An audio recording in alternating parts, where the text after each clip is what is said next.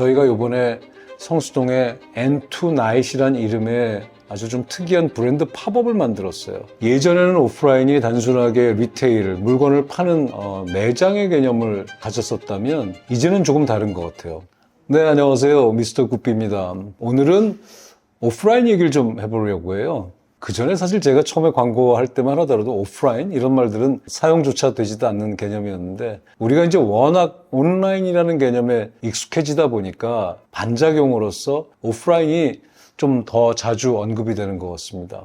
저는 사실은 예전부터 얘기를 했던 게 온라인이 한참 다들 온라인 플랫폼을 만들고 할 때 저는 사실 예견을 했었어요. 언젠가 모두 다시 오프라인으로 돌아갈 거다. 왜 그러냐면 그 이유는 분명해요. 온라인은 여러 가지 장점을 가지고 우리에게 편리한 생활을 가능하게 해주지만 결국 소비자와 제품 또는 소비자와 서비스가 만나서 일으키는 실제에서의 그런 화학작용, 그걸 이제 우리가 경험이라고 하죠. 이것이 없으면 결국 그 브랜드는 존재하기 어려워진다.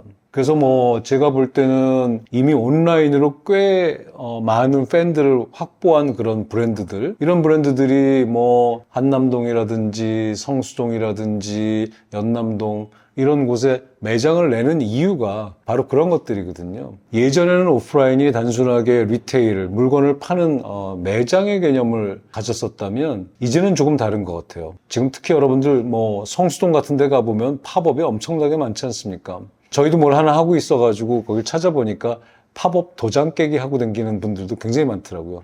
즉 무슨 얘기냐면 엄청난 체리 피커들을 양산하는 거예요.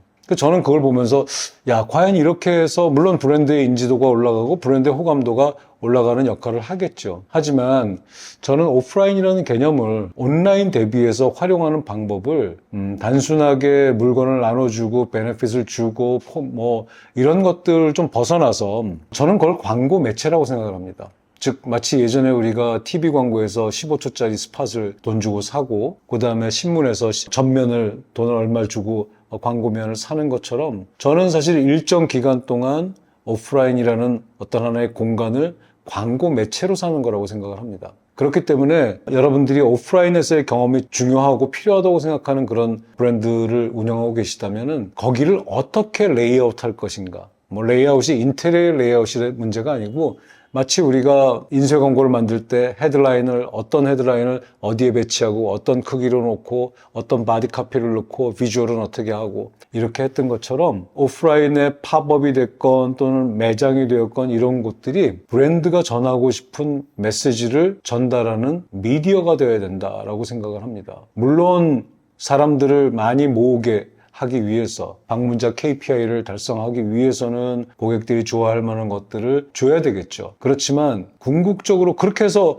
그것만 받고 떠나간 다음에 우리 그 브랜드가 원했던 것을 전달해 주지 못한다면 그게 아무 소용이 없거든요. 그것보다는 숫자가 좀 적더라도 정말로 내가 전달하고 싶은 핵심 가치, 내가 그들에게 딜리버하고 싶은 메시지를 받고 싶어하는 그런 사람들을 모으게 하는 이 오프라인의 공간 자체가 우리의 핵심 가치와 메시지를 우리 편과 공유하는 아주 훌륭한 미디어다. 이렇게 생각하셔야 된다는 겁니다. 저희가 최근에 꽤 오래 했습니다. 사실은 NH투자증권이라는 증권사 브랜드 컨설팅을 해왔는데요. 사실은 증권사는 손에 만져지는 그리고 눈에 보여지는 차별화된 상품과 서비스가 없다고 해도 과언이 아니죠. 그렇기 때문에 이 브랜드를 다시 브랜딩하는 데 있어서 어려움이 굉장히 많았는데 저희가 요번에 성수동에 N2Night이란 이름의 아주 좀 특이한 브랜드 팝업을 만들었어요.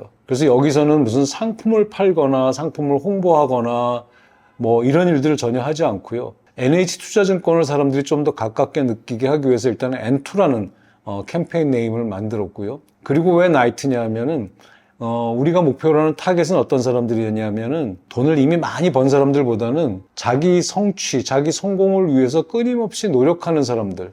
그런 사람들을 우리 브랜드의 팬으로 만들어야 되겠다고 생각을 했고, 우리가 그런 사람들을 연구하다 보니까 사람들이 가지고 있는 공통적인 특징 중에 하나가 저녁 시간, 퇴근하고 난 이후에, 일과 시간 이후의 시간들을 자기 성장을 위해서 노력하고 있더라라는 걸 발견을 했습니다.